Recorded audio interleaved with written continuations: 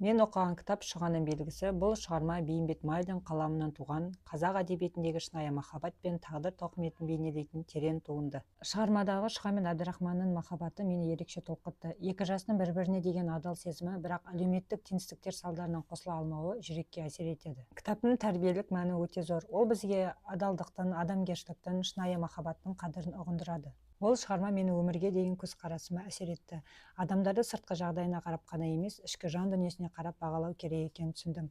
Өз тәжірибемде адамдармен қарым-қатынаста мейірімділік пен түсіністікті бірінші орынға қоюға тырысамын. Бұл кітапты әріптестеріме оқуға кеңес беремін. Шұғаның белгісі қысқа болса да терең ой салатын, жүрекке жететін шығарма. Әрбір оқырман өзіне өмірлік сабақ алары сөзсіз. Менің аты жөнім Жексенов Бақдәулет Жасантайұлы. Осы Серебряков жалпы орта білім беретін мектебінің дене шынықтыру пәні мұғалімімін. Тұрсын Жұртбайдың «Бір уыс жусан» атты шығармасы өте әсерлі, жүрекке тиетін шығарма. Бұл кітапта негізінен адамның тағдыры, балалық шаққа деген сағыныш, туған жерге деген сағыныш және де ашаршылық кезіндегі халықтың өмірі белгіленген және сол туралы айтылған, көрсетілген. Шығармада бір уыс жусан тек қана өсімдік емес, ол туған жердің иісі, өткен өмірге деген сағыныш, және оқи отырып сол кездегі кейіпкерлердің тағдыры арқылы сол заманның ауыртпалығын сезінесіз. Бір уыс жусан, бағана айтқандай, ол тек жусан және өсімдік емес, ол сағыныш және өткен өмірдің ізі. Тұрсын Жұртбай бұл шығармада халықтың тағдырын, жүрекке жететін шындықты ерекше шеберлігімен жеткізген. Саламатсыздар ма, құрметті оқырмандар? Мен Бақытжанова Қарқат Ержановна, Серебряков жалпы орта білім беретін мектебінде информатика пәні мұғалімімін. Сіздерге бүгінгі Дулат Исабековтың «Бонапарттың тойы» атты шығармасын таныстырғым келеді. Дулат Исабековтың «Бонапарттың тойы» шығармасында жалпы қоғамдағы екіжүзділік пен мансапқорлықты ашық бейнелеген.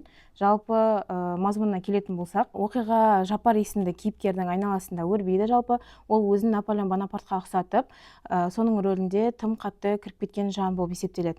Жапардың бұл ауруы оның жай ғана еліктеу емес, ол айналасындағы адамдардың шынайы бет бейнесін ашатын құрал іспеттес болып табылады. Жалпы шығармадағы басты тартыс осы Жапардың Наполеон ретінде той жасауы, оған келген қонақтардың іс-әрекеті арқылы бейнеленеді. Бонапарттың тойы бұл салтанатты мереке емес, бұл маскарад деп те алсақ болады. Автор той деген ұғым арқылы қазақ қоғамындағы жалпы мақтаншақтықты, бос даңғазалықты және де шындықтың бетін бүркеп қоятын жасандылықты сынайды. Шығарманың соңында оқырман ретінде мынандай түйінге келгім келеді. Жапар ол өз қиялында таза, адал кейіпкер, ал оны қоршаған сау адамдар іші тар, екі жүзді, пайдакүнем болып табылады. Демек, автор рухани жұтаңдық бұл ең қауіпті дерт деген идеяны алға тартады деп ойлаймын. Егер сіз Дулат Исабековтың драматургиясын атсаңыз, бұл шығарма сіздің сүйікті шығармаларыңыздың бірі болып табылады деген ойдамын. Сондықтан сіздерге осы «Бонапарттың тойы» атты шығарманы оқуға кеңес беремін.